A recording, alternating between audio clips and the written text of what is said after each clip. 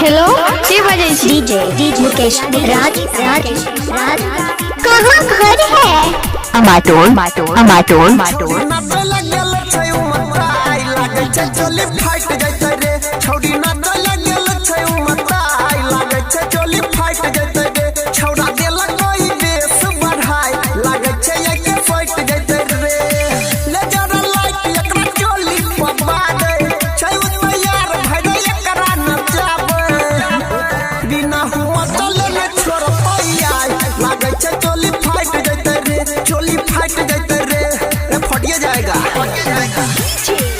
आपका नाम क्या है? और आपका? डीजे मुकेश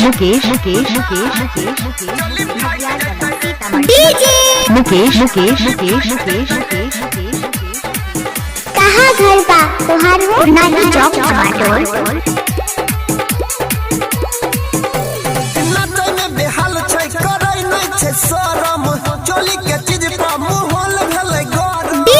मुकेश अमाटोल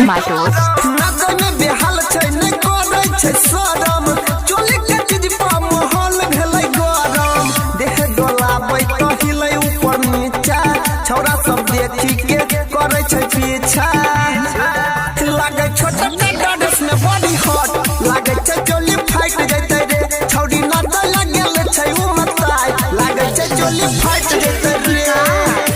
का नाम हो तुहार? डीजे मुकेश राज राज राज डीजे मुकेश राज राज राज आपका घर कहाँ है?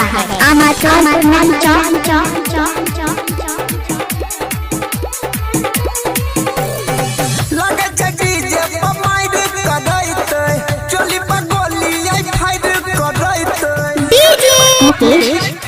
अमाटोल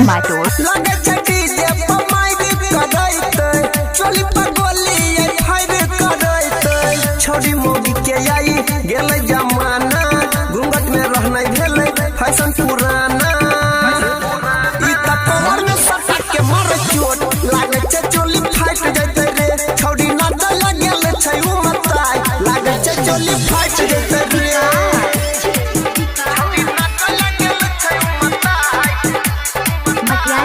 आपका नाम क्या है? डीजे मुकेश राज राज राज कहाँ घर है? नानी चौक अमाटोल। Mobile number 9021676653।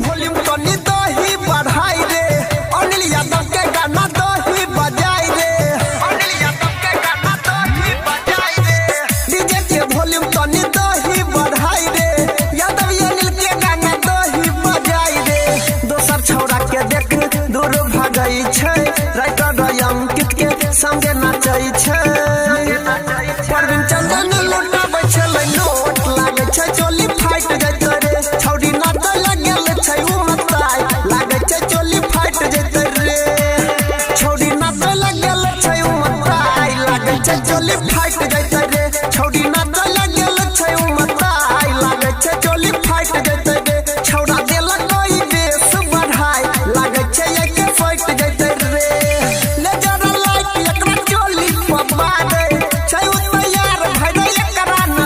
हेलो के बजे छी? डीजे मुकेश